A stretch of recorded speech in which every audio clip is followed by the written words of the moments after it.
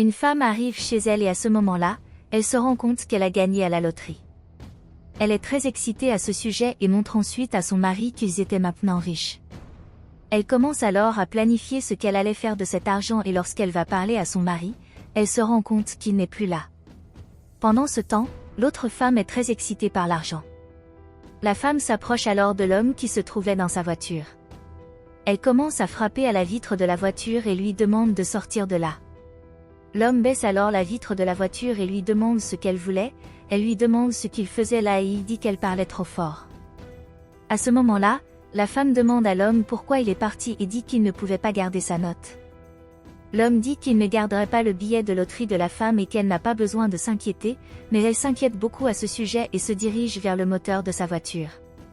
Elle tripote quelque chose et l'homme lui demande ce qu'elle a fait, elle dit qu'elle ne lui permettrait pas de lui prendre son billet de loterie.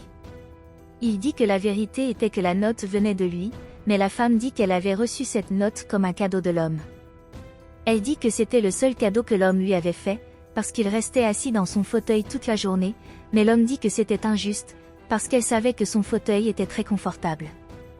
Elle dit alors à l'homme qu'elle ne voulait pas le sortir de sa voiture de force, mais l'homme dit qu'il ne s'en souciait pas et remonte les vitres de la voiture. La femme commence alors à frapper sur les vitres de la voiture et demande à l'homme de sortir de là, mais il ne s'en soucie pas et reste dans la voiture. Elle a ensuite dit qu'elle ne pouvait pas croire qu'il faisait ça, puis a attrapé quelque chose pour frapper le verre plus fort.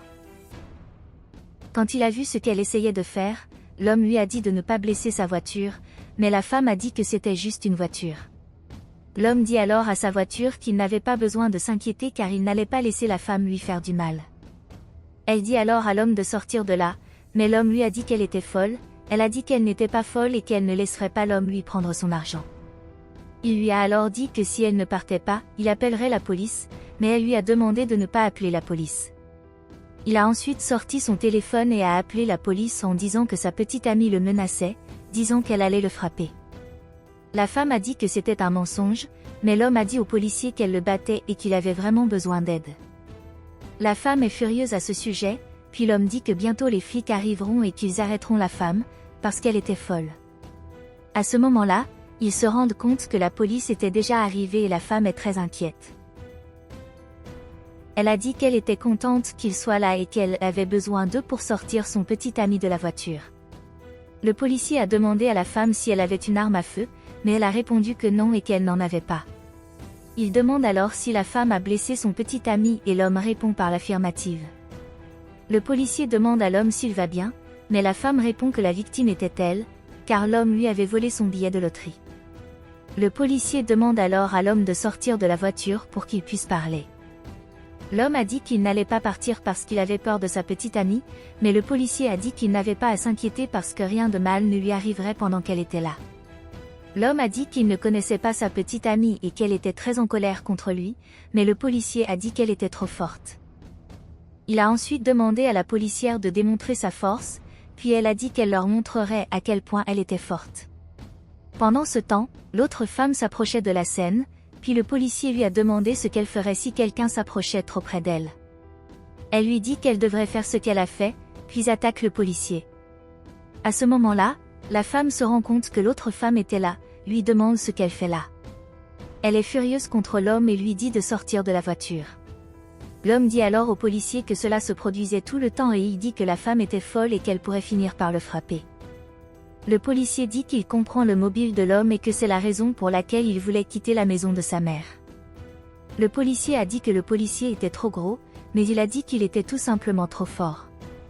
À ce moment-là, l'autre femme s'en allait, mais la femme lui a dit de rester là car elles allaient parler plus tard. L'homme dit alors qu'il était une personne très drôle et que les flics savaient ce que les gens disaient des drôles, il a dit qu'il était très gentil avec les gens.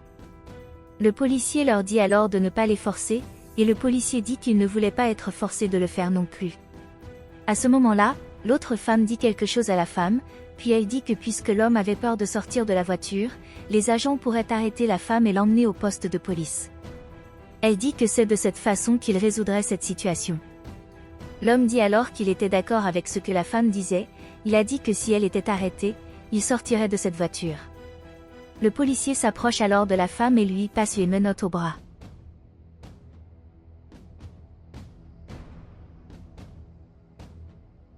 Voyant que la femme était menottée, l'homme sort de sa voiture.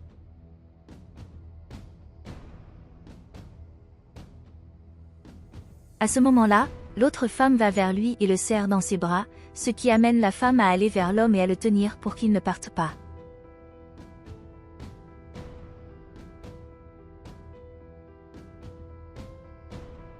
Plus tard, au poste de police, le policier a dit qu'il comprenait déjà ce qui se passait là-bas.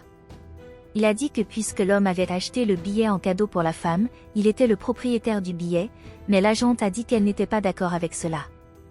Elle dit que l'homme avait donné la note en cadeau à la femme et qu'il n'avait plus le droit de dire que la note était la sienne, mais le policier dit que l'homme avait payé la contravention, donc qu'il était le propriétaire de la contravention.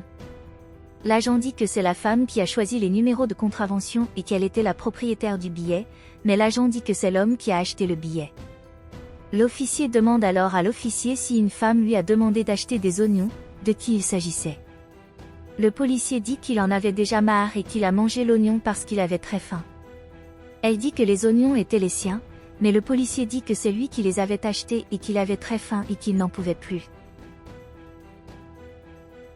À ce moment-là, la femme leur dit qu'il devrait se concentrer sur son problème, puis l'agent dit qu'elle avait raison. Elle dit que la seule façon à laquelle elle pouvait penser pour régler l'affaire était de tirer à pile ou face.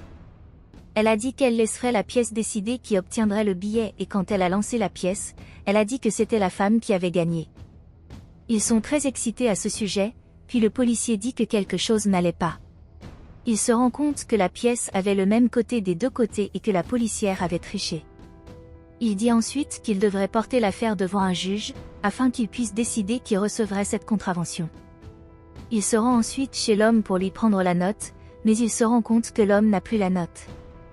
L'autre femme demande alors comment l'homme a réussi à perdre sa note, mais elle dit bientôt que la note appartenait à la femme. L'homme dit alors que la note était dans sa voiture et il dit à la femme de s'éloigner de lui pour qu'il puisse la ramasser, mais elle dit qu'ils iraient ensemble.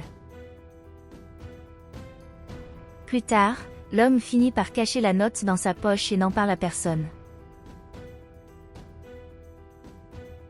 La femme lui dit alors qu'il était inutile, car il a fini par perdre la seule chance qu'elle avait de sortir de cette vie misérable. Il dit alors que puisqu'elle n'aimait pas cette vie, il allait lui donner un moyen de s'en sortir, il dit que c'est lui qui partirait. Il dit alors à l'autre femme de partir avec lui et elle dit qu'elle ira avec lui. Le policier dit alors que l'affaire est close, mais la femme dit qu'elle ne comprenait pas comment les voitures fonctionnaient. Elle dit qu'à ce moment-là, elle n'avait rien fait avec sa voiture et qu'elle ne savait pas ce qu'il était allé faire au moteur. Elle se rend alors compte que l'homme a une note et se lance à sa poursuite. Elle finit alors par trouver la note qui était avec l'homme et dit que maintenant elle était très heureuse car elle avait enfin beaucoup d'argent. Elle commence à faire la fête, et pendant ce temps, le policier s'approche de l'homme et lui dit qu'il est en état d'arrestation. Il a dit qu'il ne comprenait pas ce qui se passait et a demandé pourquoi le policier l'arrêtait. Mais elle lui dit qu'il devrait se taire, qu'il pourrait faire la fête plus tard. La femme a continué à célébrer le fait qu'elle avait maintenant beaucoup d'argent et qu'elle n'était plus avec son mari et qu'elle pouvait faire ce qu'elle voulait. À ce stade, l'autre femme finit par tenir le billet trop fort, ce qui provoque la déchirure du billet.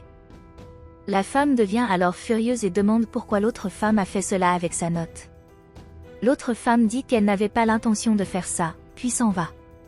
La femme se met à pleurer et à se lamenter sur le fait qu'elle n'a plus l'occasion d'être riche.